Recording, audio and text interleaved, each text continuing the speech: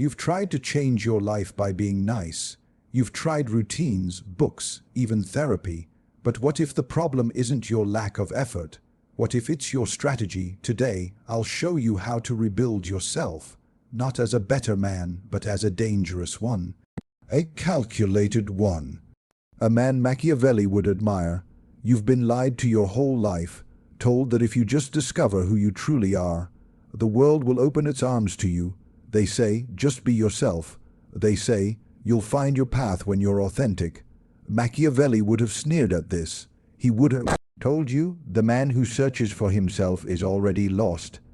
The world doesn't reward truth, it rewards usefulness. The man who survives is not the one who finds himself. It's the one who designs himself ruthlessly to fit the battlefield he's thrown into. You think you're a good man, maybe you are. You've followed the rules, tried to be kind, stayed humble, played fair, but where has that gotten you? Look at your position, look at your power, or your lack of it. The world does not care about your goodness unless your goodness is sharp, directed, and backed by strength. You were not born to find the best version of yourself. You were born to build the version of yourself that wins, that survives, that dominates. Machiavelli didn't believe in morality as the world defines it. He believed in virtue, not virtue, but force of character, initiative, discipline, the capacity to impose your will upon reality, instead of waiting for fate to hand you comfort. To rebuild yourself the Machiavellian way, the first thing you must do is take a blade to your illusions, cut them out, destroy the version of yourself who wants to be liked, burn the man who waits to be chosen, silence the voice in your head that asks for permission, your old self, the one who avoided conflict, who tolerated disrespect, who apologized for taking up space, was designed to keep you small. He may have helped you survive, but he cannot help you rise. He was a placeholder, a draft, a rough sketch drawn by fear. You need to start over, but this time don't build yourself from dreams. Build yourself from necessity. You don't become a strategist by hoping. You become one by asking a single question. What does the battlefield demand of me? Are you in a world that rewards silence? Then become the man who speaks with thunder. Are you in an arena that praises charm over truth? Then learn the art of seduction, not confession. Are you in a system that rewards results, not effort? Then forget being the hardest worker in the room. Be the most effective one. When you stop chasing who you wish to be and instead construct who you need to be, everything shifts. Suddenly, emotions become tools. Appearance becomes armor. Logic becomes your weapon. You no longer care if people call you cold, arrogant, too serious, too calculated. Because those people are still waiting to be discovered. You are already under construction, and construction is not poetic. It's not soft. It's war. You will break pieces of yourself off that you once called sacred. You will unlearn softness disguised as virtue. You will erase identities that brought you praise, but no power. You will start dressing, speaking, and moving like the man who already owns the outcome, and you will understand, perhaps for the first time, that this world is not interested in who you truly are. It's interested in who you have the will to become. Machiavelli knew something that most men never dare to accept. Power does not begin with truth, it begins with perception. The world sees you before it hears you, and if what they see doesn't intimidate, attract, or command respect, then what you say won't matter, not one word of it. You've been taught to be real, to be honest, to let people see the true you. That's a beautiful sentiment, but it's not strategy. That's not how kings rise. That's how pawns stay pawns. In The Prince, Machiavelli made it clear, it is not necessary to be virtuous. It is only necessary to appear virtuous. The world runs not on facts, but on illusions accepted as truth. And the man who understands this controls the game. So let me ask you, what do people see when they look at you? Do they see a man with presence? A man who appears to have already won, even before he speaks? Or do they see someone easy to overlook, forgettable, unprepared for war? Understand this, people don't observe deeply, they judge quickly, in seconds. Their brains are wired to assess your value based on surface cues, your posture, your tone, your eyes, your clothing, your silence. This is not shallow. This is tactical. The weak complain about being misunderstood. The strong engineer exactly what they want to be misunderstood as. You must rebuild your outer world so that it transmits power. Not just quiet confidence, not just politeness, presence. You walk into a room and it should feel like something shifted. Not because you're loud, but because you carry weight. You don't fidget. You don't explain. You don't overshare. Machiavelli would say, appear merciful, faithful, humane, sincere, religious, all when it benefits you. But inside, be ready to do what needs to be done. If others think you're always calm, always noble, always fair, that's good. Keep the mask polished, but never confuse the mask for the man. If you appear brave, people will assume you've never felt fear. If you appear in control, they will follow you without asking why. If you appear destined for victory, they will help you achieve it, even if they don't know why they're drawn to you. You don't have to lie. You just have to curate. You must shape your voice, your gaze, your silence, your clothing, your daily movements with the precision of a sculptor. This is not vanity, it is warfare. Think of history's great leaders, Caesar, Napoleon, Alexander. Do you think they stumbled in front of the world, hoping to be understood? No. They created a myth around themselves.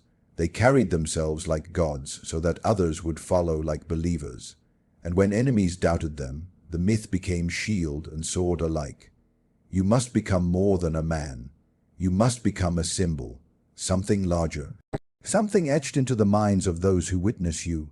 Because when your presence carries the scent of victory, you won't have to convince anyone of your worth. They'll feel it before they even know your name. You've been hiding it for years. The shame, the failure, the insecurity, the fear. Moments when you were powerless. The things you pray no one ever finds out. You tuck them away like broken glass in your mind, hoping if you bury them deep enough, they'll stay quiet. But Machiavelli would tell you, don't hide your weaknesses, weaponize them. The world sees weakness as something to conceal, but a strategist sees it as leverage. You can only be hurt by what you are ashamed of. The moment you own it, use it and reshape it, it no longer controls you. In fact, it starts working for you. You want to rebuild yourself, then stop pretending you've always been strong. That's not power, that's delusion. Real power is knowing exactly where the cracks are and using them to reinforce your structure. Were you abandoned, then you've already learned what survival feels like. That means you won't break the next time someone walks away. Were you humiliated in front of others, then you know the taste of shame and you've built the stomach to swallow it. You've been there, others haven't. That's your edge. There is no greater lie than the image of a man who pretends to be untouched, unwounded, untested. That man is brittle, thin, a mask waiting to crack. But the man who rebuilds himself through his pain, he is something else entirely. He is unpredictable, unbreakable. He's been to hell and taken notes. Machiavelli knew that fear and failure are not signs of weakness. They are fuel. When a prince understands his limitations, he can make others believe he has none. When a man accepts his flaws and refines them into strengths, he becomes someone the world can't figure out. And if they can't figure you out, they can't control you. Your trauma is not a chain. It's raw material. It's steel waiting to be forged. The betrayal you suffered, the rejection you faced, the failures you endured, these are not stories to forget. They are blueprints. They reveal what breaks you, and once you see that, you know where to reinforce yourself. You take your wounds and you build around them. You design systems, routines, boundaries that guard the soft spots. You get clever, strategic.